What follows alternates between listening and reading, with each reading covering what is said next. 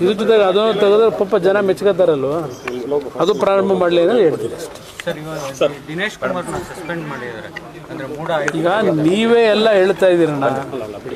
ಈಗಾಗಲೇ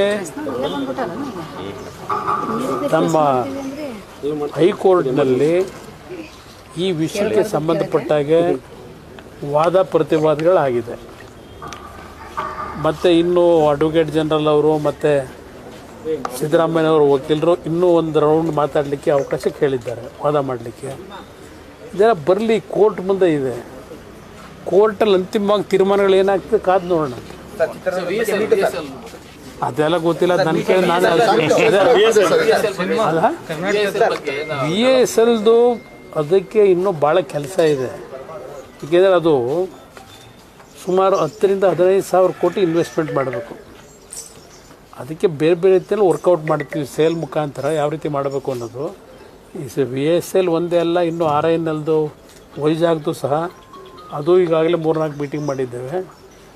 ಅದೂ ಸಹ ಇವತ್ತು ನಮ್ಮ ಮುಂದೆ ಇರ್ತಕ್ಕಂಥದ್ದಿದೆ. VSL ಬಗ್ಗೆ ನಮ್ದು ಏನು ಕಮಿಟ್ಮೆಂಟ್ ಇದೆ, ಆ ಕಮಿಟ್ಮೆಂಟನ್ನು ಇವತ್ತು ಈ ಭಾಗದ ಜನರ ಬದುಕಿಗೆ ಸರಿಪಡಿಸಬೇಕು ಅಂತಕ್ಕಂಥದ್ದು. ಆ ಕಮಿಟ್ಮೆಂಟಲ್ಲಿ ಯಾವುದೇ ಹಿಂದೆ ಸರಿಕೆ ಪ್ರಶ್ನೆ ಇಲ್ಲ. ಕೇಳ್ತಾ ಇದ್ದಾರೆ, 22-23 ದಿನ ಅವರಿಗೆ ಕೇಳ್ತಾ ಇದ್ದಾರೆ. ಸೇಲ್ ಚೇರ್ಮನ್ ಅವರು ಮಾತಾಡಿದ್ರೆ ಸದ್ಯ ಕ್ಲಿಯರ್ ಮಾಡಿಸ್ಕೊಂಡು ಅದೆಲ್ಲ ಬೇಡ. ಅದನ್ನ ಇದ್ರ ಜೊತೆಗೆ ಅದನ್ನು ತೆಗೆದ್ರೆ ಪಾಪ ಜನ ಮೆಚ್ಕೋತಾರಲ್ವ, ಅದು ಪ್ರಾರಂಭ ಮಾಡಲಿ ಅನ್ನೋದು ಹೇಳ್ತೀನಿ ಅಷ್ಟೇ. ದಿನೇಶ್ ಕುಮಾರ್ನ ಸಸ್ಪೆಂಡ್ ಮಾಡಿದ್ದಾರೆ ಅಂದ್ರೆ ಮೂಡ. ಈಗ ನೀವೇ ಎಲ್ಲ ಹೇಳ್ತಾ ಇದ್ದೀರಣ್ಣ. ಈಗಾಗಲೇ